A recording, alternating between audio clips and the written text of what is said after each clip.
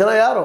ಸ್ವತಂತ್ರವಾದ ಮೀಡಿಯಾಗೆ ಬೇಕಾಗಿರುವುದು ಸ್ವತಂತ್ರ ಧ್ವನಿ. ಆ ಸ್ವತಂತ್ರ ಧ್ವನಿ ಉಳಿಸಲು ನೀವು ಮಾಡಬೇಕಾದದ್ದು ಇಷ್ಟೇ. ಅದೇನಪ್ಪಾ ಅಂತಂತಂದ್ರೆ ನಿಮ್ಮ ಕೈಲಾದಷ್ಟು ಸಹಾಯ ಈ ಚಾನಲ್ಗೆ ಮಾಡಿ ಹಾಗೂ ನಿಮ್ಮ ಧ್ವನಿಯನ್ನು ಕಾಪಾಡಿಕೊಳ್ಳಿ. ನಮ್ಮ ಯೋಗೇಂದ್ರ ಯಾದವ್, ಪ್ರಶಾಂತ್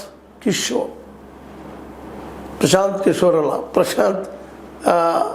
ನಮ್ಮ ಭೂಷಣ್, ಪ್ರಶಾಂತ್ ಭೂಷಣ್, ಶಾಂತಿ ಭೂಷಣ್, ಎಂಥದ್ದು ದಿಗ್ಗಜರಲ್ಲಿ ಬದುಕಲ್ಲಿ ಉಳಿದವ್ರು, ಮೇಧಾ ಪಾಟ್ಕರ್, ಇಂಥವರೆಲ್ಲ ಇದ್ದಿರೋದ್ರಲ್ಲಿ ಅವ್ರನ್ನೆಲ್ಲ ಉಳಿಸಿಕೊಂಡು ಆಮ್ ಆದ್ಮಿಯನ್ನು ಬೆಳೆಸಬೇಕಾಗಿತ್ತು, ಇನ್ನಷ್ಟು ಬೆಳೆಸಬೇಕಾಗಿತ್ತು.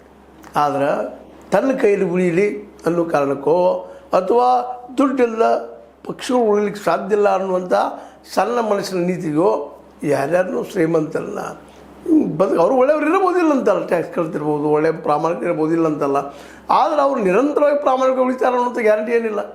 ಚಡ್ಡ ಒಳ್ಳೆ ಬುದ್ಧಿವಂತ, ಒಳ್ಳೆ ಮಾತುಗಾರ, ಅದನ್ನು ಎರಡು ಮಾತಾಡಿ ಇಂಗ್ಲೀಷ್ ಹಿಂದಿಯಲ್ಲಿ ನೆಲಗಳಾಗಿ ಮಾತಾಡುವಂಥವ್ರು ಅಲ್ಲಿ ಉಳಿದವರು ಸಹಿತ ಇಲ್ಲ. ದುಡ್ಡಿದ್ದವರ ಮಕ್ಕಳೆಲ್ಲ ಬೆಳೆದು ಬಂದಂಥವ್ರು, ಇವ್ರಿಗೆ ಹಸುವಿನ ಸಂಕಟ ಗೊತ್ತಿಲ್ಲ.